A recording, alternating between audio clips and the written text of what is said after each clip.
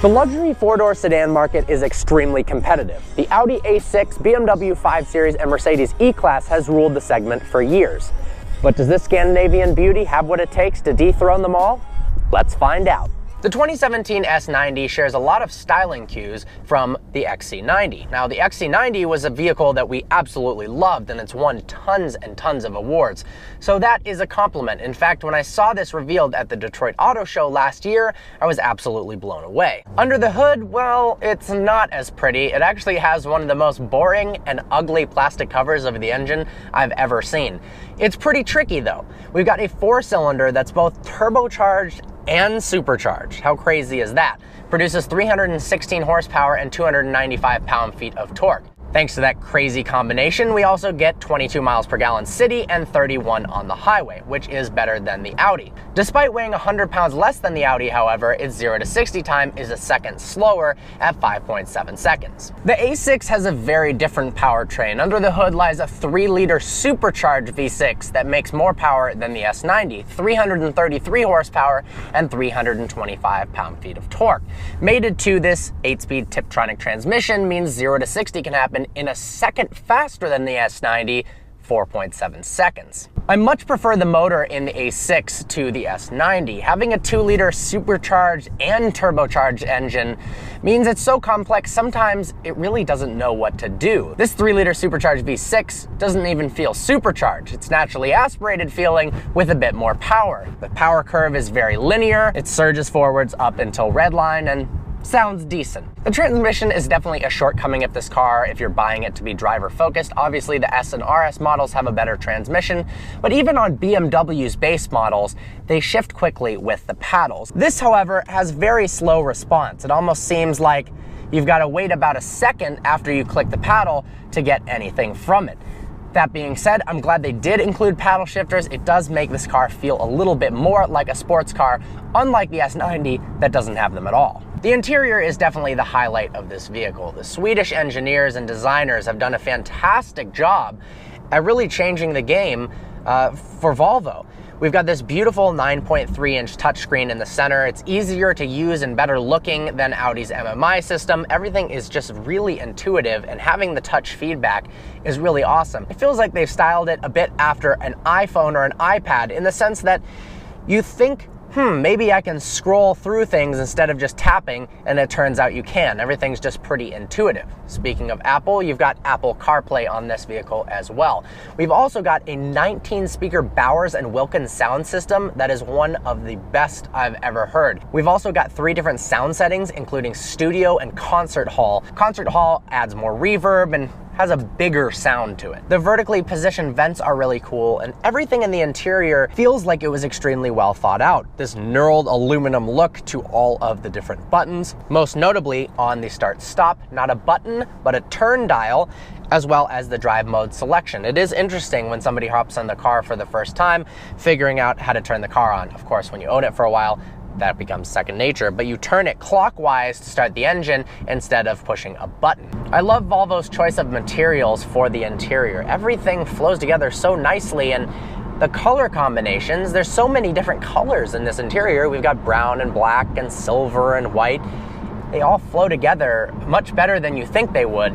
It's pretty impressive, and the open pore walnut is some of the best looking trim I've ever seen, and it has an excellent texture. When you touch it, you can actually feel the grain. It doesn't look like fake tacky wood that's just jammed on there and has this weird glossy shiny appearance to it. The A6 feels more driver focused in the interior. The seating position and the range of seating positions that you can have are much more comfortable for performance driving. You've got this long wraparound piece in the front dash, kind of reminds me of styling cues from the Jaguar XJL that we reviewed a while back. Audi is all about refinement. The overall exterior and interior of the A6 hasn't changed much in many years, but it does look better and better each time. They've upgraded the MMI system a little bit so it's easier to use. We've got a very crystal clear heads-up display in front of me telling me the speed limit. I also think the tachometer and dash layout of the A6 feels more geared towards performance driving than the S90 does. You've got an analog tach and speedo, whereas you have a digital readout for all your other information. But with the S90, it looks almost too nice and not aggressive enough for it to have any sort of sports car characteristics. Now, that's not really what it's for. It is a luxury car first and foremost, and then performance is kind of necessary to keep up with other brands. This car is more of a hybrid luxury and performance car where both are good, neither one is exceptional, but the driving characteristics are definitely better than the S90. We've got 4 different driving modes that can be activated via the drive mode selector in the center console: Eco, Comfort, Dynamic, and Individual. Dynamic obviously heightens throttle response, sets the transmission up for a more sporty drive. Eco, interestingly enough, above 40 miles an hour has a coasting feature where it puts the car in neutral basically and shuts off engine braking so that you can maintain speed longer. It's a very spacious vehicle, although it does feel a lot bigger than the A6. Part of that is due to the higher belt line. It makes the car look beautiful on the outside, and if you don't mind driving a vehicle that appears bigger on the inside, then it's no problem at all. Some people like cars that feel like they're shrinking around them when they're in the driver's seat.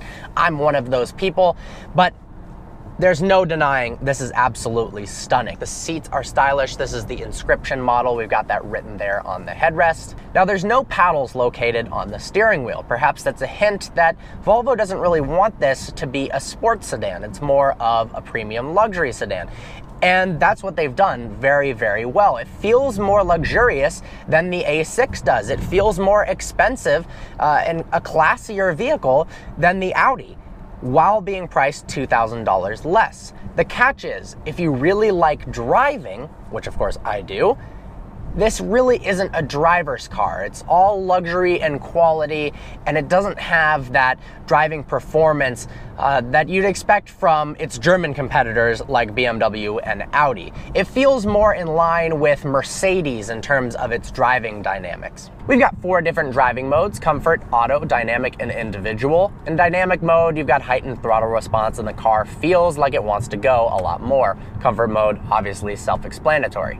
With the 8-speed Tiptronic, you can either shift using the paddles, or you can bump it over to the right to put it into manual mode and shift with the gear lever. I do find it interesting that BMW and Audi are always backwards with which way you press the lever. So in this case, you push it forwards to do an upshift and backwards to do a downshift, which to me seems a little bit counterintuitive. Inside, the Audi is very, very spacious. It looks smaller than the S90 from the outside, but when you hop on in the back, you've got plenty of legroom, just as much as the S90, as well as headroom. It's a nice place to be. I like the way the interior looks, but Audi hasn't really changed their interiors in so long. It doesn't feel dated, it just seems not out of the ordinary. Unlike something like the Mercedes E-Class, which has the beautiful displays, different color options for interior ambient lighting, and just an overall better styled interior. The Audi feels more planted and stable than the S90 as well. Changing lanes, you feel like you have a little bit less body roll, and it makes you want to go fast. Whereas the S90, it makes you feel incredibly relaxed. Of course, this has all-wheel drive as well, and upgraded 19-inch wheels that look very nice. The tachometer and speedo are fully digital. They look very nice, and in between that, we've actually got maps, so you don't have to look over to the right for navigation. You can simply look straight. Although nowadays, most people just use their phone, it is nice to have. This is the first car that comes standard with semi-autonomous driving capabilities. So if we put on cruise control, let's activate that. It activates pilot assist and is actually able to steer the car in the lines as well as track the car in front of you to speed up and slow down. Volvo says it's extremely helpful in bumper-to-bumper traffic because it can come to a complete stop and then start the car up again. I agree, it really takes the edge off of annoying bumper-to-bumper traffic. I find it very interesting that the 8-speed automatic transmission in this Volvo actually shifts faster than Audi's when using the center shifter here. Why they didn't put paddles, I don't really know. Whether they expected that the people buying the car wouldn't use them, very possible. But now that most cars with a decent amount of power, and 316 horsepower is quite a lot, typically come with paddles. I think they kind of missed the boat there. And because the transmission, because it didn't have paddles, I didn't expect the transmission to respond well. Maybe that would be a weak point. But it actually, the second you shift forward, it shifts. That's awesome. I've been really impressed with the Volvo. I've been driving it for a couple days, and I'm really excited that I get it for a full week because it's just really comfortable to drive. The Audi is an amazing vehicle as well, more on the performance side, this more on the luxury side. From an exterior standpoint, both the Audi and the Volvo are good looking. I do like the front end of the Volvo a little bit more with the Thor's Hammer front lights, which actually look very similar to Audi's front lights. Something about the proportions of the grille and the high belt line just look perfect. The rear, I have trouble deciding. I think I might have to go with the A6 on the rear, and then the interior, this absolutely wins in terms of design, hands down. One thing I'm not a huge fan of with Volvo self-driving, although it works really well, it actually hasn't failed on me once, is it actually kind of locks the steering wheel.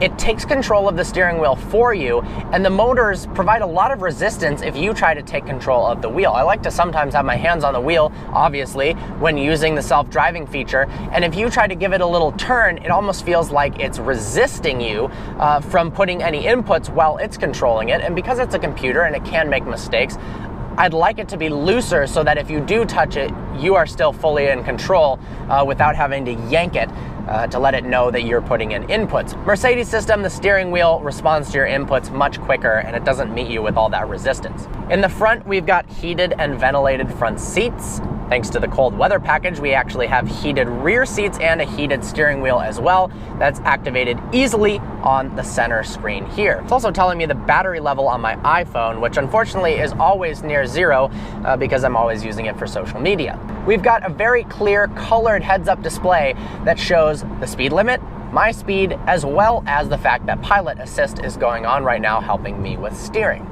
So I think you've got to decide what you really want in a car. There is no saying that the A6 is better than the S90 or the S90 is better than the A6 as an overall car, because that's simply not the case. Now, at certain things, one is definitely better than the other.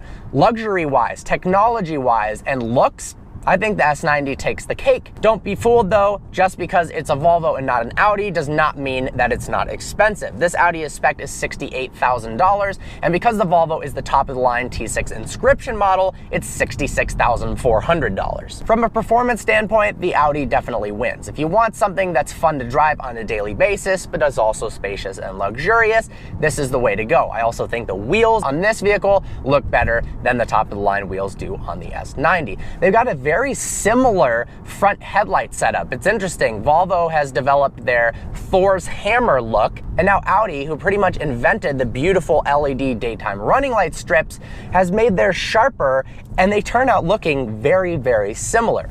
In terms of brakes, I like the way the pedal feels a lot more on the A6. The S90 is just too touchy.